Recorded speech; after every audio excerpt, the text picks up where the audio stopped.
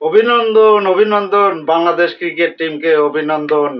শ্রীলঙ্কার সুপার ফোরে শ্রীলঙ্কার বিপক্ষে নিজেদের প্রথম ম্যাচে শ্রীলঙ্কাকে শেষ পর্যন্ত লড়াই করে এক বল বাদ হাতে রেখে অবশ্য শ্রীলঙ্কার বিপক্ষে জয়লাভ করলো বাংলাদেশ।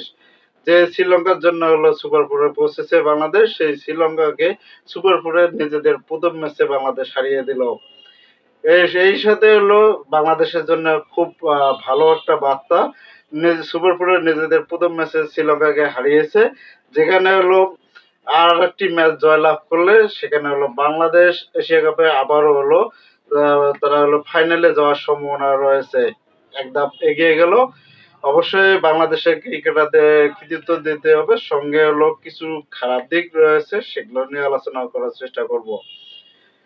বাংলাদেশ এবং শ্রীলঙ্কা সুপার ফোরের তারা হলো নিজেদের প্রথম ম্যাচে মুখোমুখি হয় বাংলাদেশ এবং শ্রীলঙ্কা। তারা হলো গ্রুপ পর্বের ম্যাচে মুখোমুখি হয়েছে, সেখানে হলো শ্রীলঙ্কা জয়লাভ করেছে। তবে হলো এই সুপার ফোরের হলো প্রথম ম্যাচে শ্রীলঙ্কা টস জিতে বাংলাদেশ প্রথমে বোলিং করার সিদ্ধান্ত নেয়, আর সেখানে হলো শ্রীলঙ্কা প্রথমে ব্যাটিং করতে নামে 7 উইকেট হারিয়ে 168 রান সংগ্রহ করে।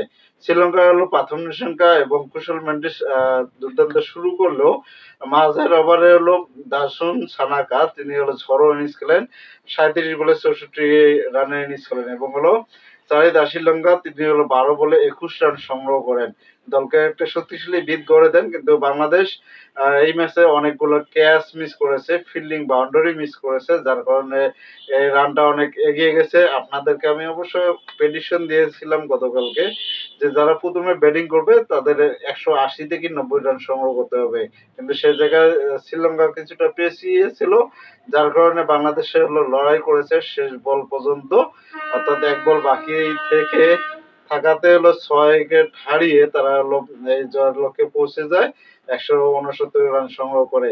সেটাই অনেক একরকম হাত ফসকে যাওয়ার মতো।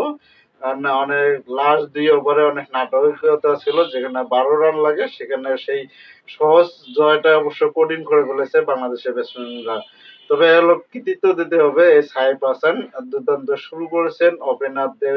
আমি আগে বলেছি যে বাংলাদেশে ভালো কিছু করার জন্য অবশ্যই বা হাই স্কোরিং ম্যাচ আনার জন্য অবশ্যই হলো ওপেনিং এ যারা থাকবে তাদের যে কোনো একজনকে অবশ্যই ভালো পারফর্ম করতে হবে, তাহলে দলীয় স্কোরটা খুব মজবুত হবে এবং যে কোনো কাউকে চ্যালেঞ্জ করে দিতে খুব সহজ হবে।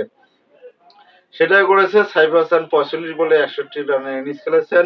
যদিও তানজিদ তামিম হলো ভালো করে নেই, 2 বলে তিনি হলো খালি হাতে ফিরেছেন কোনো রান না করে, এবং তৌহিদ হৃদয় খুব দুর্দান্ত একটি ইনিংস খেলেছেন, যেখানে 37 বলে 58 রানের একটি ইনিংস খেলেছেন, যেটা হলো তৌহিদ হৃদয়কে নিয়ে অনেক সমালোচনা হচ্ছিল।